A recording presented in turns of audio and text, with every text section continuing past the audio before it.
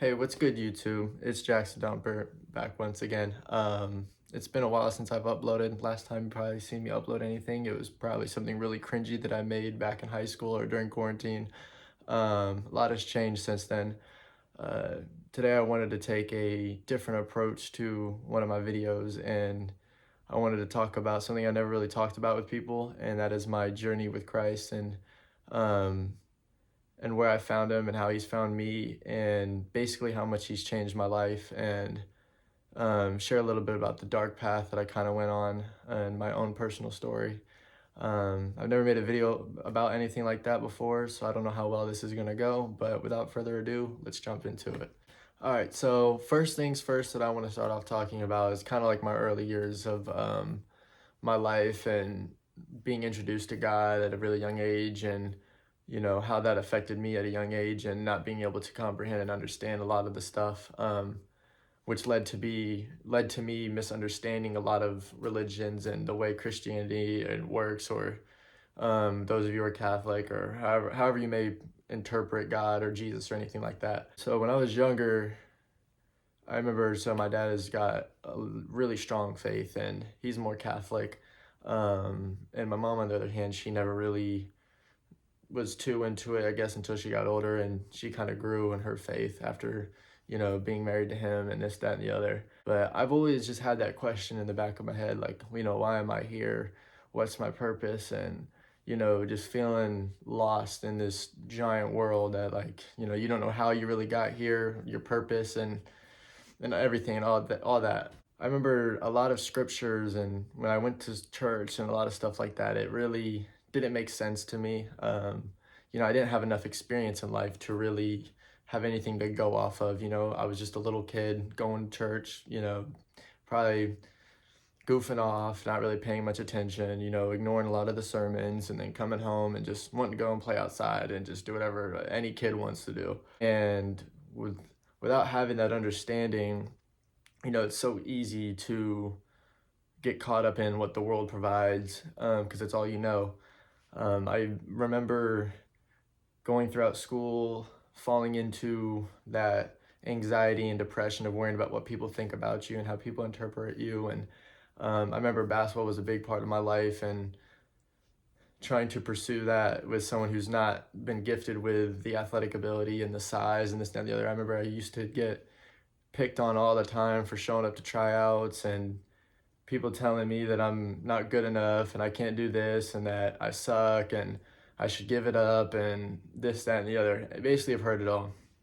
And I've always known that I could play the game. I just needed the experience. I never had the money to be able to pay for personal trainers and, all these classes and playing these good leagues that these people were playing in. And people are just so quick to judge you for where you're at in life, but not understanding where you really come from. And I remember I used to take so much pride in that, and I used to hold on to that so much, and I used to try and defend it all the time. Someone tried to say something, or someone even just, it started to lead outside of basketball. It started just going to my everyday life and the things that I would do. And eventually, as I got older, it would lead me into just doing things that look cool, like, you know, falling into a lot of distractions as far as like smoking, drinking, lusting over women, and just only caring about the things, the materialistic things and things that the world provides, and like money and this, that, and the other. And I'm not afraid to admit that I fell into all of that, and sometimes I still do. It's part of what makes us human. It's really difficult. It's not an easy road, and I feel like a lot of people blame God for a lot of the stuff that they go through, and they think it's all his fault, and little do they know that he knows more about you than you even know yourself. He's the one that created you. He's the thing that created you. So he's all knowing, and sometimes you have to go through these chapters, and sometimes they're not all from him. The devil still exists too. If Jesus existed, the devil has to exist too. Sometimes you just get, he likes to distract you. He'll do anything he can to get you as far as away from God as he can, whether that means using money or women or drugs as a something that looks beautiful. He knows God more than you even know God, because he came from him. He's met God. He's known God before you even existed. So he knows him more than you do. So he knows how to look like and act like him and look like it's coming from him as like it's a blessing when it's really not. And like money is the easiest thing to think like that.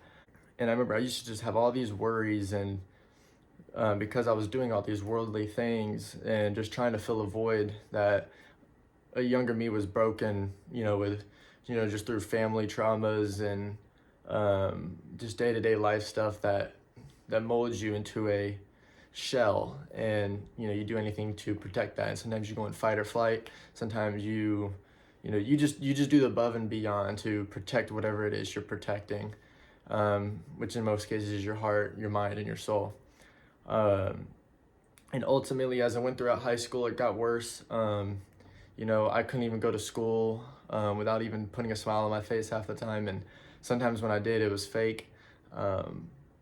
A lot of people, I felt like just a lot of people were after me and were my enemy and just wanted to always talk behind my back. And there was like nobody I could really trust. And I hung on to those people that I could really, really, really trust, the very few people. And they're still my friends to this day, as you guys know. For the people that know me, you know exactly who those people are. But to get a little deeper into it, something that I feel like everyone has always got that one thing that they struggle with, and they really, really struggle with. And that's part of their trials and tribulations. And at the time, I didn't really know I was going through them. But I've been someone who's always struggled with relationship, right? I feel like anytime I try to get in a situation where I'm talking to somebody or have feelings for somebody, I feel like a lot of people misinterpret the type of person who I really am. I feel like through a lot of rumors, I feel like a lot of people also just judge me based off um, just the present me and where I was in that chapter of my life, and they don't realize who I really am at heart.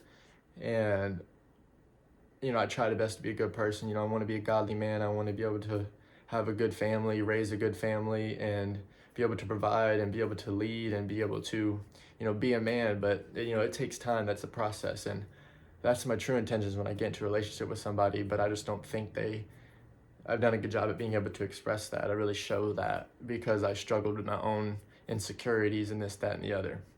I'm not going to say any names, but I started having feelings for this one girl who was like my best friend. I hung out with her every day almost. She really impacted my life in a lot of ways, and she was always just there for me. And even though we were just friends, it always just felt like there was just something more. And whether she didn't see it or not, that's something that I saw, and I pushed so hard to try and make up this narrative that wasn't true, and in my head thinking that, oh, I can change this person, or I can help this person, or I can do this for this person. They just don't understand. And I tried so hard to try and prove that, and I ended up losing myself in the process.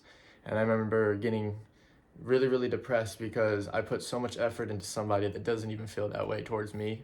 And that was the biggest trap. The devil had me blind to what was the truth, and all I wanted to do was just believe that I can do something to change it. And I still love that person to this day. I wish her the absolute best, and I moved on from all of that, thankfully. And I hope she accomplishes all the dreams and stuff that she has been wanting to do with her life. And I'm extremely proud of the person who she is today, even though I don't even know that person anymore. But that is just the truth. But back on track or to get back on track, I ended up losing myself in that process. And right before I last spoke to her, my grandpa had passed away, and my childhood dog passed away a month later, or less than a month later. And I remember those are the two things that meant the absolute most to me. And even before all that, like school stuff was just piling on me. COVID happened and I was getting behind in school, and I was just feeling lost, and I just felt like I had no one to run to and no one to cling on, and just all these things were just starting to pile on me. And I took a trip to Philly to go clear my head. I was in school one day, in chemistry. I asked to use the bathroom, and I went to the bathroom, and I just stayed in there, and I just literally bawled my eyes out. I cried. I called my mom and my dad, and I said, hey, like, I can't do it here anymore. Like, I can't do this. It's too stressful. Like, the teachers here, like, they just don't understand how bad I really am doing mentally, and how, like, I can't focus in class. I can't do this, and they're just not understanding. And they're just being really hard on me and making it worse. And it's just like, I was just doing horrible. So I took that trip to kind of you know, reevaluate my life and me, and just, my purpose, and just give myself a break from, you know, the world, and focus on what really matters, and that's myself, putting myself first. And during that process, I remember there was a lot of signs where like God was trying to talk to me. I was still trying to find my first job, and uh, I wanted to work at this place called Shoot 360 so bad. It's like this basketball place, and I wanted to be a trainer there so bad. But it was like a good 55 minutes away from me, and it was just going to be hard to make that drive every day. So I just prayed about it, and I just was like, God, I know I know you're out there. You have to be like, it feels like you're not, but you just, something in my heart would just always feel like, he had to be real, even if it didn't feel like he was there. And so I just remember praying about it all the time, and it started to feel like nothing was happening. And that exact, or no, there's this place for people who live near me. It's called iTown Church. When it was getting built, I used to say to my dad all the time that I wish that would be Shoot 360, because it's literally like 5 minutes from my house. And I was like, all right, sorry about that, guys. I don't know what happened with my camera. It like sort of cut out for some reason. But anyway, yeah, I just wish that iTown would have been like, where Shoot 360 would have been. It would have been so convenient for me. And I just remember praying about it. Well, that morning that I got up to go on that trip to Philadelphia, as we're passing the iTown Church, I got a notification on my phone, and it was Shoot 360. I had posted a post on Instagram, and I looked at it, and it said that they are closing and relocating to Noblesville, Indiana, literally like 7 to 8 minutes from my house. And I remember I just got chills, literal chills. And that is kind of like what started that, like planted that seed in me. And I started to definitely question, like, okay, like, my prayer just got answered, but, it still could be a coincidence. Like, I was on the fence. Like, I was like, maybe it was just luck. Like, I really didn't know. Because I was just, my brain was just so doubtful at the time, because I was going through so much. So it was hard to really process it all. As I got to Philly, went on that trip, um, I got to talk with family, and, I got to hear some things I really needed to hear. And I started doing a little better. And then, fast forward all the way till, like what I was saying with my grandpa and my dog that passing away and stuff. And, that all just would pile up on me. And right after they had passed away, when I was going through the worst, I handled a lot of my emotions really poorly at that time. And that caused me to end up saying things or doing things that ended up pushing that girl that I had feelings for away. Even just as friends, like, she just wanted nothing to do with me anymore. She was just tired of me, and I don't blame her one bit. Um, I just was not where I wanted to be in life at the time, and mentally, and I just handled everything horribly. So it kind of felt like I lost three of the most important things in my life that year. And I remember I started smoking a lot, and like it started getting really bad, where, I was just facing, blunt after blunt, bowl after bowl, it was just bad, cart after cart, just going off the rails with it. And I remember I tried to act like everything was okay, and like nothing was bothering me. And um, there was one day I was just alone in my garage, and I was smoking, and I remember just sitting there, like, saying, God, if you're real, like, you know, just reveal yourselves, like, do something to just show me that you can see me, you hear me, and that you understand what I'm going through, and that it's going to be okay, and this, that, and the other. And I just remember in that moment, like, sitting in the garage, like, I don't know how to describe it, but it's just like all these scriptures that I had heard. And it's like similar to Bryce Crawford's situation. I don't know if you guys know who that is, but if you ever look him up on YouTube and hear his story and his testimony, it's really similar when he talks about like the scriptures just like filing through your brain. I just remember all these things just came, and they just hit me, and I got this sudden urge to just like want to start diving into the Bible and start reading a little more, and just, learning it more, because I realized in that moment that I've tried everything but God. I've tried everything. Literally, I've tried drugs. I've tried relationships. I tried, leaning on my friends for help. I tried, leaning on family. Yeah, some of it helped, but nothing ever like gave me that full fulfillment. And I started realizing that I've always knew about God. I always believed, but I never actually followed and applied the stuff that he teaches into my life. and actually like seek it and want to pursue him. And I just realized that that relationship was not mutual at all.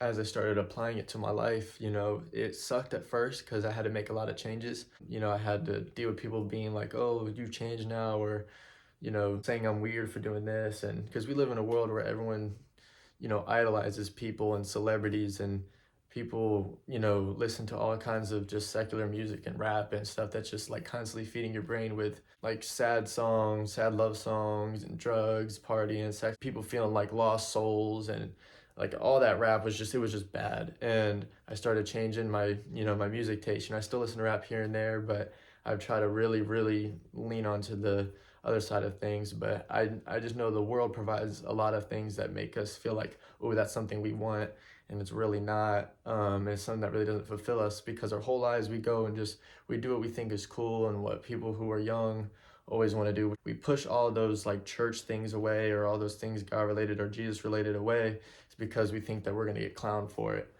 And that's something I struggled with in the beginning. I kind of kept it hidden, but over time I started to feel more confident in it, and I started to realize how much he's changed my life, and how much happier have I been, and how much more mature I've been, and how much wisdom I've gained since then. And it's literally just changed my life, and I'm not even the same person anymore. It's like hard to describe for people who've never met me before, but those who have, like, you can clearly see it. It is something that, like, ever since I found him, there's a peace and understanding that there is a God out there that loves you so much, more than you ever could even realize. I used to think Christianity was this cage of rules, or, and that was part of the Catholic faith, rubbing off on me from my dad, is that, a lot of Catholics, it can feel like it's a cage of rules, and, it's got good intentions behind it. It's all really still good stuff, but I feel like the way it's presented to you is a lot more harsh, or just scarier for certain people. In Christianity, I started to realize that, like, Jesus doesn't want to punish you. He's not sitting here up there trying to punish you for the sins and all the bad things that you've done. He's not sitting here pointing a finger at you, like saying, oh, you're a horrible person. No, like, that's the reason why he was on that cross, was for you. He literally died for you. Every single person. That's his sole reason for even being there. And with that being said, it's like I started to realize that, people hated him, people spat at him, people mocked him, people said all these hateful things to his face. And it's like, if there's people out there that will say stuff to someone like him, who am I to sit here and act like no one's going to do that to me? And that had a huge spiritual awakening in me, in that, I shouldn't feel insecure in believing in what I believe. And I know it's true because the evidence is true. Anytime you try and apply God's word to your life, it does make your life better. Those who just never done it, they just don't understand it because they've never done it. Those who actually did it for more than just a couple days or a couple weeks, like people that stay disciplined, because it is hard. You're changing your life. You're doing things that you're not used to doing. You're doing things that, don't normally you don't normally go about your day doing those certain things. And it's easy to fall back to what you know. And that's part of faith. You got to take that first step. And, God is always there. A lot of times we're chasing something else, and he's right there behind us, following us. And all it takes is just for us to turn around and let him catch up.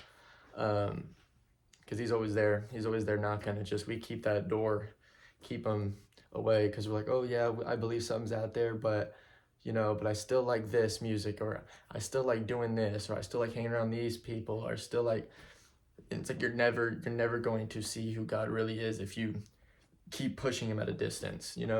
If you've never actually tried to talk to him and put him into your everyday life, like, you can't sit here and point fingers and be like, oh, he's never done anything for me, or like he's never really been there, or I don't ever hear him, or people need to be able to see him to believe. Like, that's the whole point of faith. Faith is literally believing in something you can't see with your own two eyes. And that's kind of the whole point. And it's something that I've learned a lot throughout this past year. It's been truly life-changing, and I encourage a lot of you out there to pursue him in some way, shape, or form. It's okay if you gotta take baby steps.